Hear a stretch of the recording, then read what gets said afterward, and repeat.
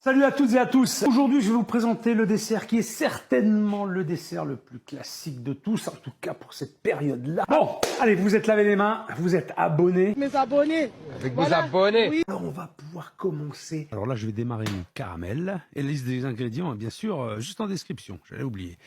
Alors, du sucre, un petit peu d'eau, donc c'est pour faire le pralin. Et là, je vais mettre à colorer mes amandes. Ring a bell, ring a bell, ring, ring a bell, ring a bell, ring a bell, ring, ring a bell.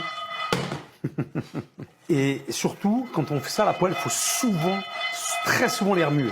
Voilà, il ne faut pas que ça reste trop en contact avec la poêle, sinon ça brûle. Voilà. Bon, je verse le caramel chaud sur les amandes et les noisettes. Voilà. Bon, je vais laisser ma préparation bien refroidir. Il faut que le caramel durcisse avant de le mixer complètement. Et en attendant, on va préparer le biscuit. Alors là, je casse les œufs. Alors je mets une partie d'œuf entier et une partie en jaune. Ça, vous l'avez dans le descriptif, bien sûr. Je rajoute le sucre et je vais monter au batteur ce mélange jusqu'à obtenir une consistance très ruban, comme on dit. Voilà. Si vous n'avez pas de batteur, on peut le faire à la main, mais c'est un peu plus long. Bon, là, je vais monter mes blancs, par contre, à la main. Les blancs que j'ai récupérés des œufs, bien fouettés. Je vais rajouter un peu de sucre. Alors, on rajoute en deux temps, en général. Quand les blancs sont bien mousseux, on rajoute une première partie. Et quand ils sont un peu plus montés, un peu plus serrés, un peu plus denses, je vais rajouter la deuxième partie pour serrer mes blancs. Voilà. Et là, il faut bien fouetter. Voilà. Alors, ne faites pas comme moi. N'oubliez pas de préchauffer votre four à 180 degrés avant de commencer. Moi, ça, j'adore. Les œufs montés comme ça avec le sucre quand j'étais petit, quand mon père il faisait des génoises. J'adorais mettre le doigt dans l'appareil comme ça. Oh, c'est bon. Ah ouais, non mais regarde. Ah là là.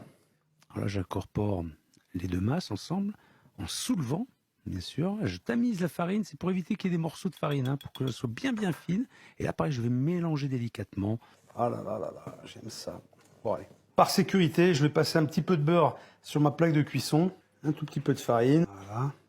Là, je vais étaler mon appareil fini sur la plaque de cuisson de manière régulière et uniforme. Une fois que c'est bien étalé, de manière régulière, je vais maintenant mettre mon biscuit au four pendant environ 8 minutes à peu près. Maintenant, je vais attaquer mon pralin. Donc là, mon caramel est dur. Voilà, je vais casser tout ça. Je vais mettre mon pralin dans ce magnifique robot mixeur des années 70. Voilà, notre pralin est prêt. Alors, on va pas se mentir, hein. Si vous n'avez pas de robot mixeur au couteau, commencez alors la bûche pour l'année prochaine. Ça va être très long. Hein. Allez, hop. Bon là, ça fait 10 minutes.